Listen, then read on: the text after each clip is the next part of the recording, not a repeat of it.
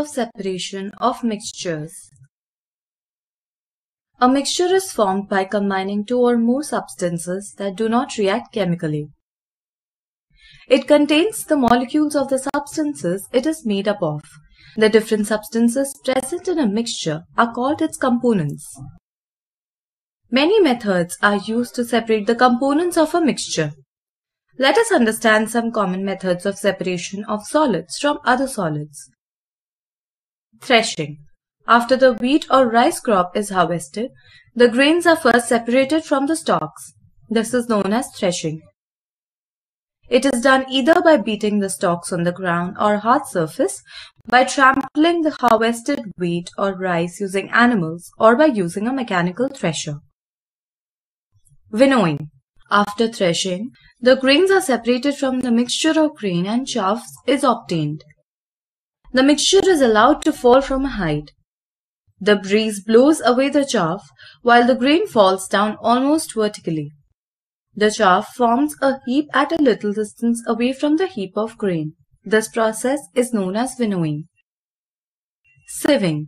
When the constituents of a mixture have particles of different sizes, a sieve can be used to separate them. A sieve with fine pores is used to separate undesirable substances in flour.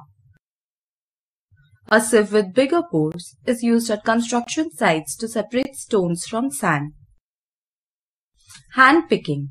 Undesirable substances such as pieces of stones in rice or dal can be separated by hand picking.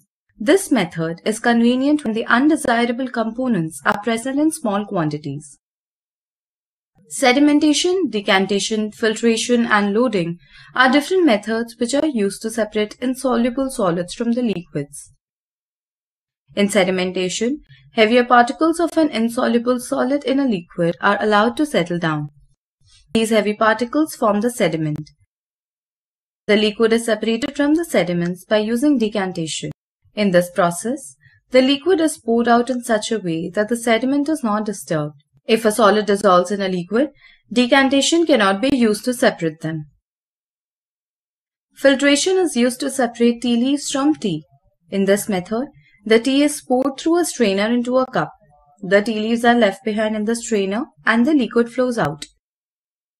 Evaporation, condensation, and distillation are methods used to separate soluble solids from liquids. Evaporation is the process of turning from liquid into gas. The salt that we use at home is mostly obtained by evaporating seawater. Seawater is collected in shallow ponds and allowed to evaporate in the sun.